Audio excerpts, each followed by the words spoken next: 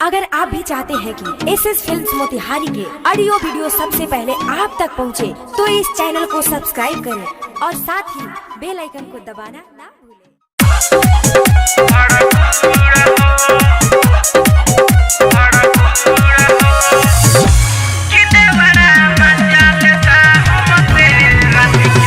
DJ Mukesh चकिया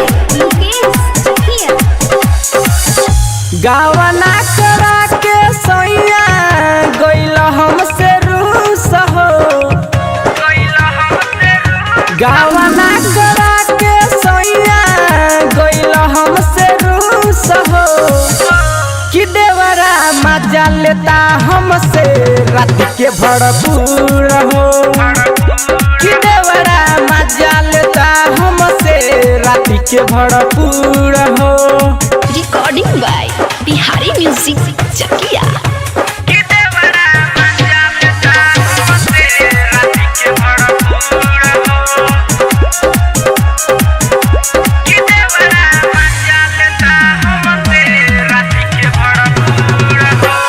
DJ Mukesh Chakiya Mudaiya बाटे कसैया धैले बापा जा में कस के।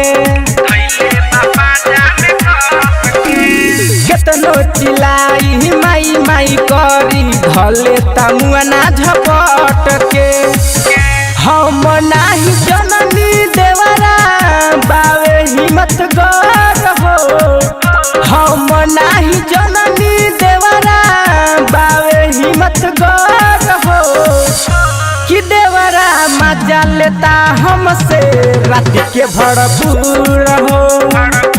कि देवरा मजा लेता हमसे रात के भरपूर हो।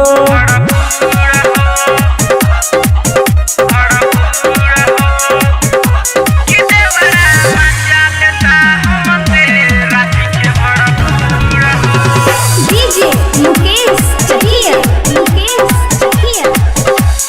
राइटर के तिरछी नजरिया बा चढ़ल जवानी पकड़ल हो। रोशन दीवाना जबना के हमारा चाहेला रोजो पकड़ल हो। भोला धमाल सोइया रह जानी दूर हो। भोला धमाल सोइया रह जानी दूर हो। कि देवरा मजा लेता हमसे रात के भरपूर हो।